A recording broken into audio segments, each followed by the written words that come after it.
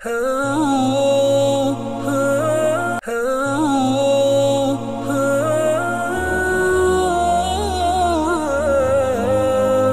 மக்சூத் அக்ஸாவுடைய குத்பாவின் தலைப்பு கண்ணியமும் பாதுகாப்பும் ஒற்றுமையிலும் ஈமானிலும் இருக்கிறது.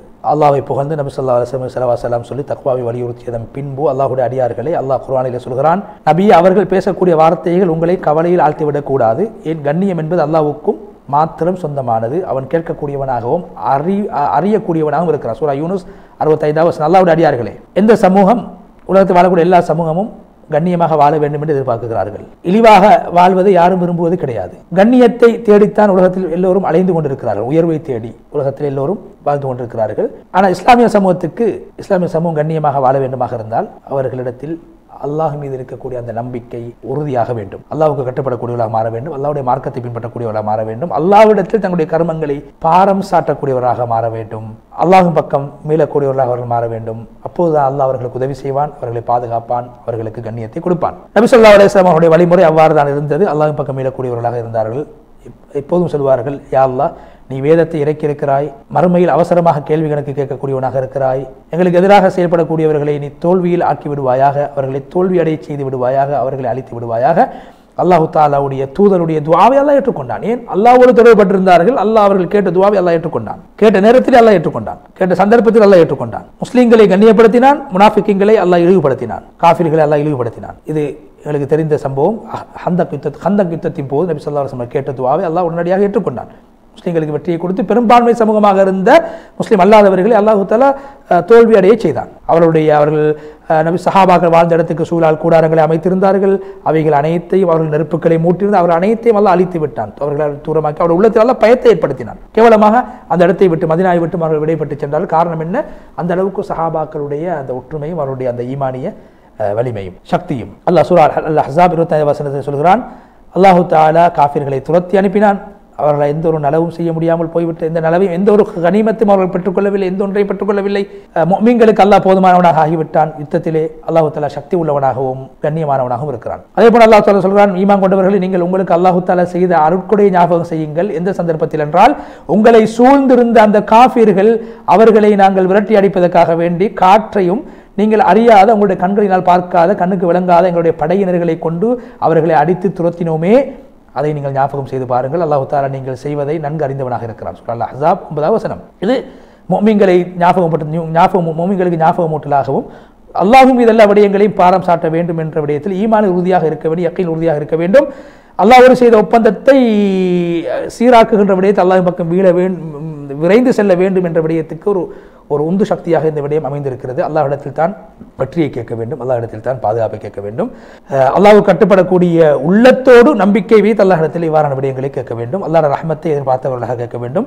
அல்லாஹ் அந்த சஹாபாக்களை பற்றி என்ன சொல்றான்? அவர்கள் உண்மையானவர்கள், அவர்கள் தான் தக்வாதாரிகள். சூரா அல் பக்ரா 177 வசனம். எனவே இந்த இடத்தில் அல்லாஹ் தஆலா அவர்களை என்று பன்மையாக சொல்லியிருக்கிறான். அவர்கள் அவர்கள் எல்லோரும் ஒற்றுமையாக இருந்த காரணத்தினால், ஒற்றுமையை வலியுறுத்தக்கூடியதாக அந்த ஒற்றுமையின் காரணத்தினால் தான் சஹாபாக்கள் அல்லாஹ்வுடைய உதவி அடைந்து கொண்டார்கள். இரண்டாவது ஈமானின் காரணத்தினால். அல்லாஹ்வுடைய அடியார்களே, அல்லாஹ் கண்ணியமானவன், கண்ணியத்துக்கு சொந்தக்காரனாக இருக்கிறான்.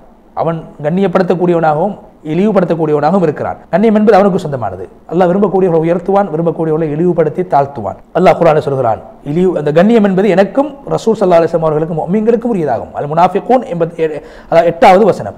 முஃமின்கள் அல்லாஹ்வை நம்பியவர்கள், அல்லாஹ்வுக்கு கட்டுப்பட்டு அல்லாஹ்வுடைய மார்க்கத்தை ஏற்று வாழக்கூடியவர்கள், பின்பற்றி வாழக்கூடியவர்கள், அல்லாஹ்வுடைய இறைநேசர்கள், கண்ணியத்துக்கு சொந்தக்காரர்கள். காஃபிர்கள் என்பவர்கள் அல்லாஹ்வுடைய கட்டளைக்கு மாற்றம் செய்து அல்லாஹ் கூறியதற்கு மாற்றமாக வாழக்கூடிய ஒரு இழிவை சம்பாதிக்கக்கூடியவர்கள், இழிவை சந்திக்கக்கூடியவர்கள். சூரா அல் முஜாதலா 20-21 வசனம் அல்லாஹ் சொல்கிறான், அவர்கள் அல்லாஹ்வுக்கும் ரசூலுக்கும் மாற்றமானவர்கள், இழிவடைந்தவர்கள். அல்லாஹ் எழுதிவிட்டான், நானும் என்னுடைய ரசூலும் நிச்சயமாக வெற்றி அடைவோம். அல்லாஹ் சக்தி உள்ளவனாகவும் கண்ணியமானவனாக இருக்கிறான்.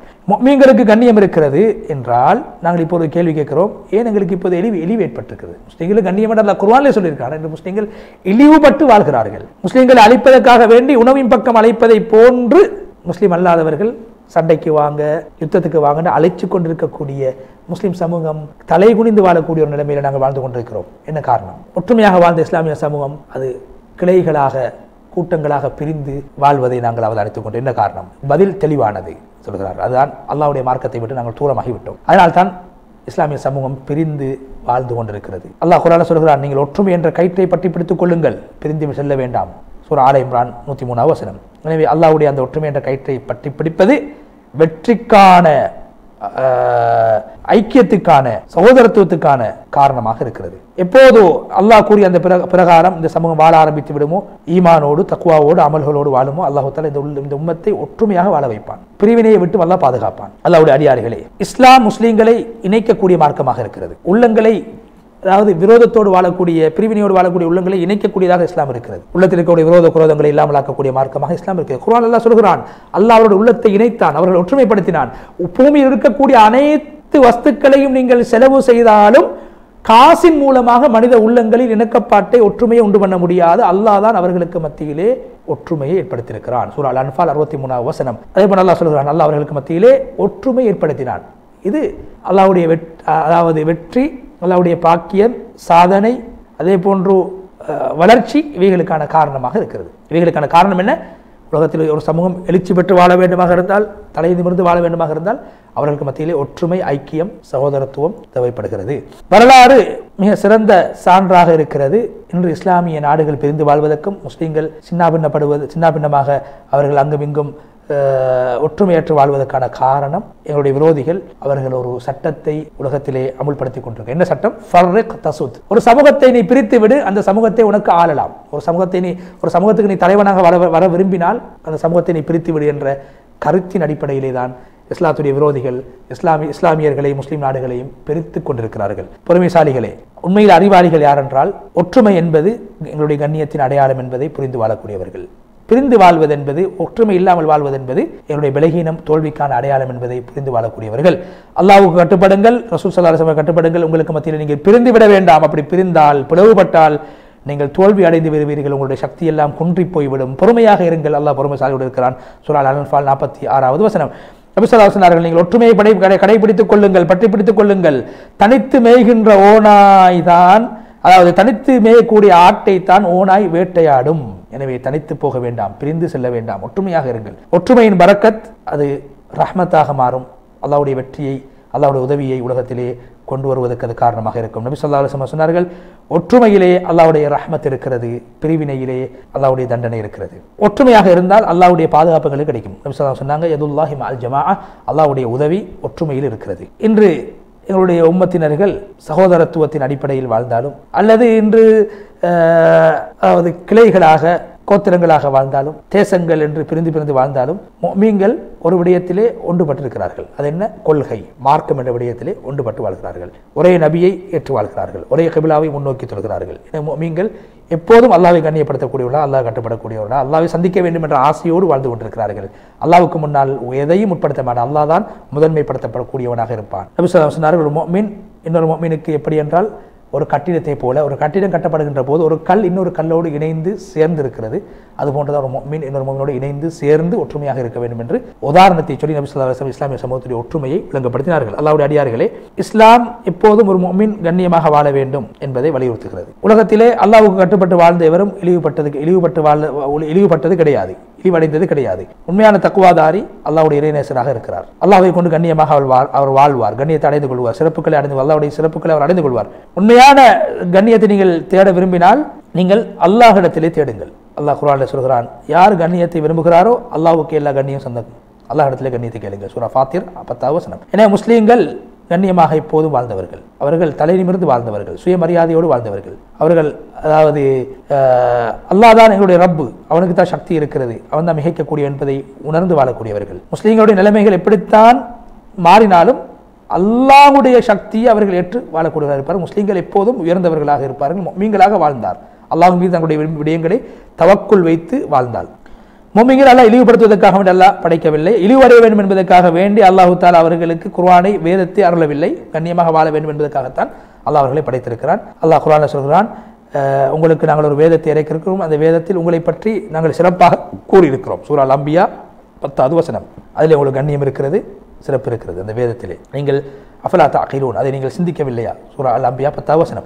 அல்லாஹ்வுடைய அடியார்களே, அல்லாஹ்வை பற்றி பிடித்துக் கொள்ளுங்கள், வெற்றி அடைவீர்கள். ஒற்றுமை என்பது அழிவை விட்டும் இழிவை விட்டும் உங்களை பாதுகாக்கும். அழிவை விட்டும் பாதுகாக்கும், இழிவை விட்டும் பாதுகாக்கும். அதே போன்று கேவலங்களை விட்டு உங்களை பாதுகாக்கும். சூரா ஆல இம்ரான் 139வது வசனம். நீங்கள் பலகீனம் அடைய வேண்டாம், கவலைப்பட வேண்டாம். நீங்கள் முஃமின்களாக வாழ்ந்தால் நீங்கள் தான் உயர்ந்தவர்கள். என்று சொல்லி ஹுத்பாவுடைய முதல் பகுதியை விட்டு விடைபெற்று சென்று ஹுத்பாவுடைய இரண்டாவது பகுதியிலே ஹத்தீப் அவர்கள் சுருக்கமாக அல்லாஹ்வை புகழ்ந்துவிட்டு மஸ்ஜிதுல் அக்ஸா என்பது புனிதமான இடமாக இருக்கிறது, அல்லாஹ் அதை கண்ணியப்படுத்தியிருக்கிறார், அது கண்ணியமான ஒரு பள்ளி வாசலாக இருக்கிறது, முஸ்லீம்களுடைய உள்ளத்தில் அது கண்ட தனி ஒரு கண்ணியம் இருக்கிறது, உயர்வு இருக்கிறது, அது எங்களுடைய கொள்கையாக இருக்கிறது, அந்த அந்த அந்த அதை நாங்கள் எங்களுடைய உள்ளத்தால் ஏற்றிருக்கிறோம். அல்லாஹ்வுடைய அடியார்களே, இந்த குதுஸ் என்பது அக்ஸா என்பது எங்களுடைய வரலாறாக இருக்கிறது, எங்களுடைய புனிதமான இடங்களில் ஒன்றாக இருக்கிறது, முஸ்லீம்களுடைய அனந்தர சொத்தாக இருக்கிறது. அதை இழிவாகுவதை நாங்கள் ஒருபோதும் அனுமதிக்கக்கூடாது. அது எங்களுடைய அனந்தரமாக, எங்களுடைய அமானிதமாக, எங்களுடைய கொள்கையாக, எங்களுடைய மார்க்கமாக இருக்கிறது. அதான் உண்மையான எங்களுடைய வரலாற்றிலே உண்மையான ஒரு ஒரு வரலாற்று சான்றாக முஸ்லீம்கள் இந்த இடத்திலே வாழ்ந்திருக்கிறார் என்பதற்கான சான்றாக இருக்கிறது.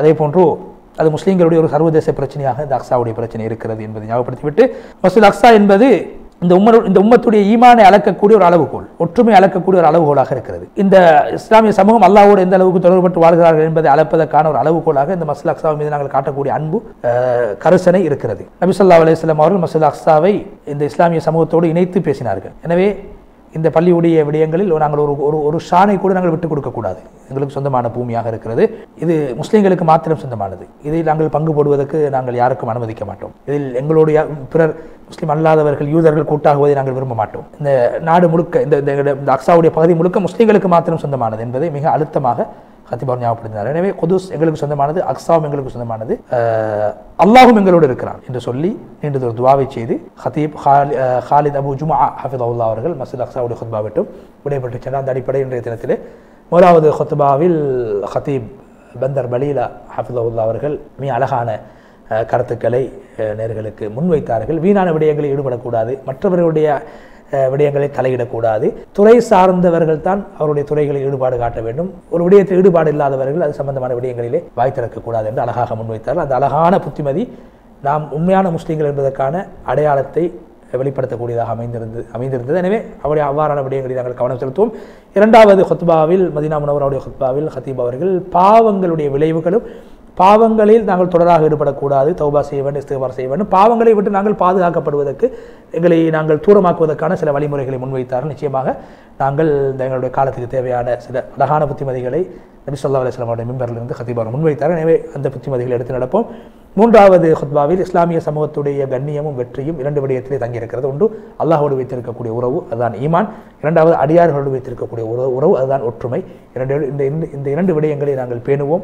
நிச்சயமாக அல்லாஹு தஆலா இழிவை சந்தித்து வாழக்கூடிய, கேவலத்தோடு வாழக்கூடிய இஸ்லாமிய சமூகத்தை வெற்றி நடைபெற்று வாழக்கூடிய ஒரு சமூகமாக, வெற்றியின் பக்கம் செல்லக்கூடிய ஒரு சமூகமாக நிச்சயமாக மாற்றுவான். அந்த அடிப்படையிலே ஹுத்பாக்களில் குறிப்பிடப்பட்ட விடயங்களை வாழ்க்கையில் எடுத்து நடக்கக்கூடியவர்களாக மாறுவோம் என்ற செய்தியை பிரே டிவியினோடாக நேர்களுக்கு நாங்கள் முன்வைத்து, இவ்வளவு நேரமாக நிகழ்ச்சிகளை பார்த்து கொண்டிருக்கக்கூடிய நேர்களாக உங்களுக்கு நன்றி செலுத்தி உங்களுக்கு துவாவும் செய்து, நிகழ்ச்சி தயாரிப்பாளர் சகோதரர் ரிஸ்வான் அவர்களுக்கும், தொழில்நுட்ப உதவியாளர் சகோதரர் பஷாரத் அவர்களுக்கும் நன்றியை தெரிவித்து துவா செய்து, இன்னும் ஒரு மனாபிர் ருஸ்ஸான் நிகழ்ச்சியோடாக இன்ஷா அல்லாஹ் மீண்டும் உங்கள் அனைவரையும் சந்திக்கும் வரை விடைபெற்றுச் செல்கிறோம். வாஹிர் தஅவானா அல்ஹம்துலில்லாஹி ரப்பில் ஆலமீன்.